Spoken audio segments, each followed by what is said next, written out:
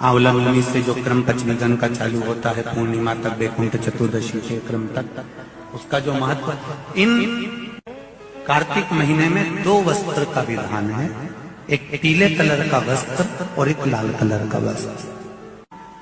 लाल वस्त्र अगर कार्तिक महीने में तुलसा महारानी पर ओढ़ाया जाता है और वही वस्त्र बाद में रख लिया जाता है संभाल कर, तो उस घर में किसी कर्म गति के कारण भी अगर अपशब्द निकल रहे होते हैं तो वो अपशब्द वो वस्त्र रोक लेता है, वो वस्त्र रोक। कौन सा वस्त्र? लाल वस्त्र, पीला वस्त्र।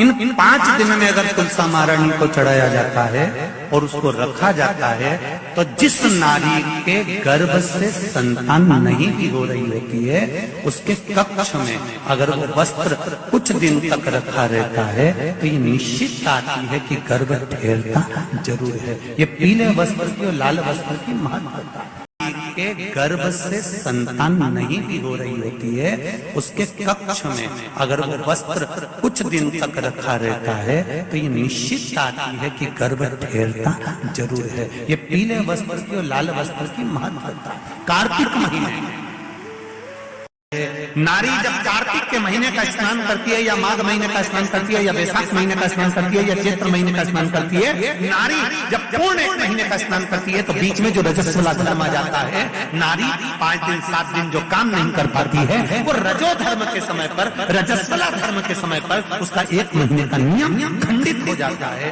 तो वो खंडित हुआ नियम पूर्ण कैसे हो उसका वर्णन आप मुझे बता दीजिए। वो नियम मुझे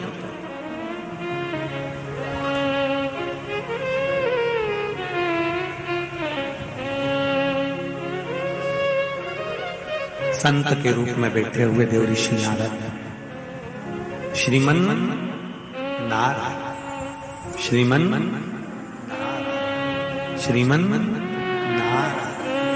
7 बार देव ऋषि नारद ने नारायण नारायण नारायण नारायण कहा।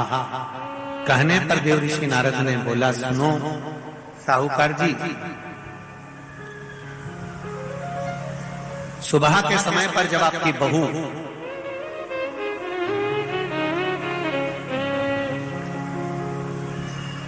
मंदिर की ओर जाए तो उसको इस मार्ग की ओर लेकर आना। मैं आपको ज्ञान उपदेश दूंगा और वो ज्ञान उपदेश आप बहू को श्रेष्ठ दे पाए ना दे पाए, वो बहू सम्मुख में बैठकर सुनेगी तो उसको प्राप्त होगा। ये देखो वही कथा आ गई। आप खाओगे आपका पेट भराएगा, आप सुनोगे आपका कल्याण होगा।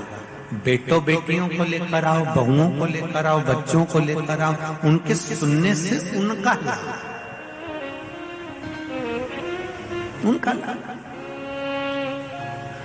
साहूकार घर गए, बहू से कहा, बेटा एक संत अपने गांव में आए हुए हैं और वृक्ष के नीचे बैठे हुए हैं, चलो आप चलकर उनसे अपने प्रश्न को कर लो।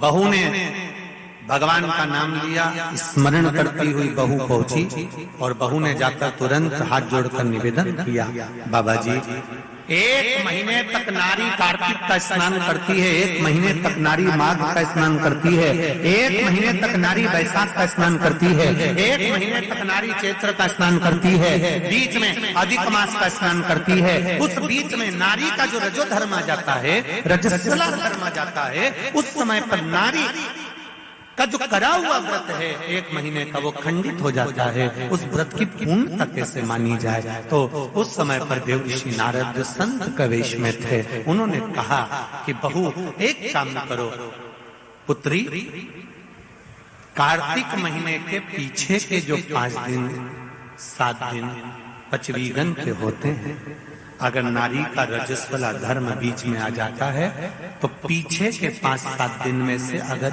1 दिन भी नारी ब्रह्म मुहूर्त का स्नान कर कर, सुबह का स्नान कर कर तुलसी में दीप प्रज्वलित कर देती है तो उसके बीच का जो खंडित भाग है वो समाप्त हो जाता है और उसे पूर्ण फल की प्राप्ति। अब फिर सुन लीजिए अच्छे से, अगर मान लो वो 5 बीघन में ही नारी का रजोधर्म आ गया तो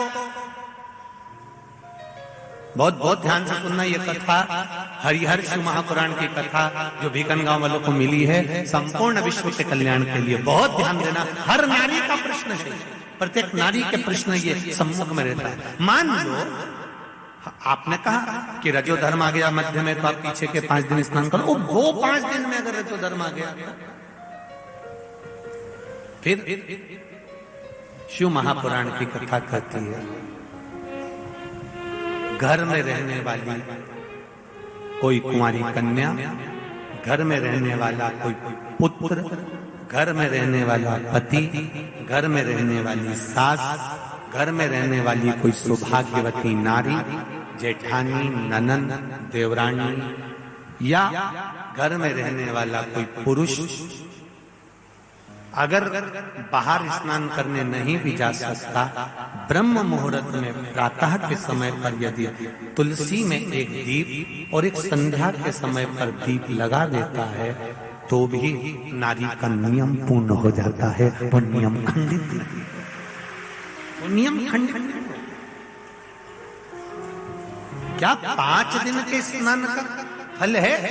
हाँ, और तुझे मौका मिलेगा तो तुझे समझ में आएगा। देवर्षि नारद ने बस इतना कहा, उसका फल क्या है तुझे मौका मिलेगा जब मालूम पड़ेगा। तब बहू को समझ में नहीं आया कि आखिर ये सब क्या कहा। देवर्षि नारद कहकर चले गए। साहूकार की बहू रोज प्रातः का कार्तिक का स्नान करने लगी। कार्तिक का स्नान रोज बहू करती, रोज ब्रह्म मुहूर्त में स्नान कर आती। बहू को नहीं मालूम कि नगर के राजा का लड़का युवराज अपनी पत्नी के साथ स्नान करने आता। राजा और रानी भी स्नान करने आते हैं, युवराज अपनी धर्मपत्नी के साथ स्नान करने आता है। आज युवराज को बड़ा बुरा लगा। युवराज ने देखा कि मैं घाट पर नहाने के लिए आता हूं, पर यह घाट गीला कैसे हो जाता है? मतलब मेरे स्नान के पहले कोई स्नान कर रहा है, मेरे स्नान के पहले कोई स्नान कर रहा है। मुझे ऐसा लगता है जरूर कोई ना कोई आता है। युवराज ने, राजा ने अपने नगर के सैनिकों से बोला, पता लगाओ कि सुबह स्नान करने कौन आता है। सैनिक लगते उससे पहले ही साहूकार की बहू स्नान कर कर चली जाती। दिखाई नहीं दिया, समझ नहीं आया। आखिरी के 7 दिन बचे थे, 8 दिन बचे थे। राजा के दूत ने फिर युवराज ने कहा, मुझे पता लगा कर बताओ फिर मेरे स्नान के पहले कौन स्नान करता है, घाट को गीला कौन कर देता है। क्रोध में आकर कहा, मालूम नहीं पड़ पाया। एक दिन रानी को, इस साहूकार की बहू को मालूम पड़ा कि युवराज मेरा पता कर रहा है, मेरा पीछा कर रहा है। तो बहू ने तुरंत सुबह जल्दी स्नान करा और भागी। भाग के समय उसके गले की माला और पांव की एक मोजड़ी छूट गई। माला और मोजड़ी छूट गई। माला मोजड़ी छूटी, चली। राजा को वो माला मोजड़ी मिल गई। उसने मन में विचार करा, मोजड़ी इतनी सुंदर, माला इतनी सुंदर, तो जो इसको पहनती होगी वो कितनी सुंदर होगी। राजा ने अपने दूतों से कहा, जाओ, जिसकी ये मोजड़ी और माला है इतनी सुंदर है तो वह नारी कितनी सुंदर होगी, उसको 5 रात्रि मेरे पास में लेकर आ। उसको मैं 5 रात्रि अपने यहां रखूंगा। शब्द सुना, खबर पूरे गांव में लग गई। साहूकार की बहू के कानों में भी शब्द पहुंच गए। कार्तिक का महीना चल रहा था तो बहू ने भी कह दिया, मैं राजा के यहां पर 5 रात्रि रहने को तैयार हूं, पर शर्त मेरी ये है, ब्रह्म मुहूर्त का स्नान करते हुए अगर राजा मेरे को मुख देख लेगा तो मैं उसके यहां रह लूंगी। सुबह का कार्तिक का स्नान कर कर जब मैं निकल रही हूँ और राजा का पुत्र मुझे देख ले तो मैं रहने को तैयार हूँ, नहीं तो मैं नहीं रह सकती। राजा ने भी एक पक्षी, जो पाला हुआ पक्षी था, उस पक्षी को पेड़ पर बिठा दिया और कहा, जैसे ही रानी स्नान करने आए उसी समय पर तू बोल देना, मैं दौड़ कर आ जाऊंगा और इस रानी, इस साहूकारनी का दर्शन कर लूंगा।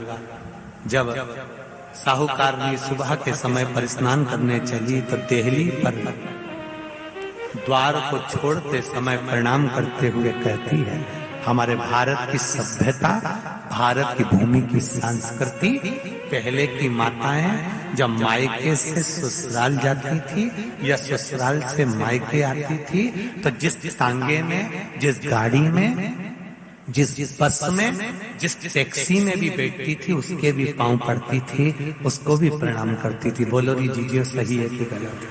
ये भारत की सभ्यता है, ये भारत का संस्कार है, ये भारत की भूमि की मर्यादा है।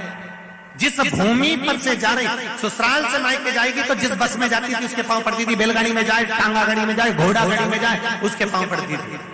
घर से निकलते समय प्रणाम कर जाती। उसने अपने द्वार को प्रणाम किया और द्वार प्रणाम कर जा रही है और कहती हुई जा रही है, हे तुलसा महारानी, हे गंगा मैया, हे दामोदर भगवान, ऐसी कृपा करना मैं स्नान कर जाऊं तो राजा के लड़का नींद में भरचक सो जाए, ऐसी कृपा का करना। तोता बोलता रहा, राजा का लड़का सोता रहा। पहला दिन निकल गया। दूसरे दिन राजा के लड़के के मन में प्रश्न आया कि मैं तोते से पूछूं, क्यों रे तोता, क्या वो साहूकार की बहू नहीं आई थी? आई थी, स्नान करके गई, तो मैं जग नहीं पाया। उसने विचार करा, कुछ ऐसा काम करता हूं, पुड़िया में लेकर बैठ गया मिर्ची, रात्रि को डाल ली आंख में, रात भर नींद नहीं आएगी। साहूकार नहीं, फिर चली, द्वार को छोड़कर प्रणाम करा, दरवाजे को प्रणाम कर द्वार को पूजन कर जब प्रणाम कर चली तो निवेदन कर चली, हे द्वार देवता, राजा के लड़के को सुला देना। ये स्कंद पुराण की बात शिव महापुराण में भी लिखी गई। पशुपति व्रत में एक नियम है, जब मंदिर में दिया लगाकर जाते हो तो घर के दरवाजे के राइट सीधे हाथ पर दिया लगाते हो। बोलो सही है?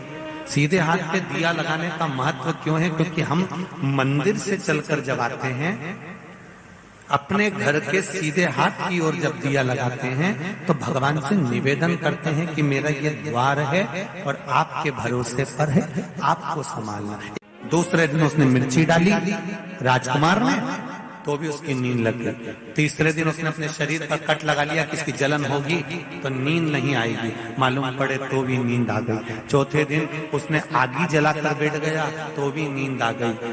पांचवें दिन भी उसको नींद आ गई। 5 दिन तक उस साहूकारनी का मुख नहीं दिखा। राजकुमार घर चले गया, गुस्से में लाल हो गया, शरीर में कोई रोग हो गया, शरीर कोड़ी हो गया, टपकने लगा, खाल गलकर गिरने लगी। राजा को चिंता लग गई, मेरा इकलौता लड़का और उसकी शरीर की काया बिगड़ गई, उसकी काया समाप्त हो। साहूकार की बहू को नहीं मालूम, साहूकार की बहू तो अपनी भक्ति में, अपने स्मरण में, अपने आनंद में लगी हुई थी, उसको मतलब नहीं, वो तो अपनी अलमस्तता में, अपनी मस्ती में लगी, अपने भजन में। 5 दिन जो मिले हैं भगवान की भक्ति के, उसमें डूबी हुई है, उसे कोई मतलब। तुलसा जी का आराधना करे, तुलसी जी का पूजन करे, तुलसी जी का स्मरण करे।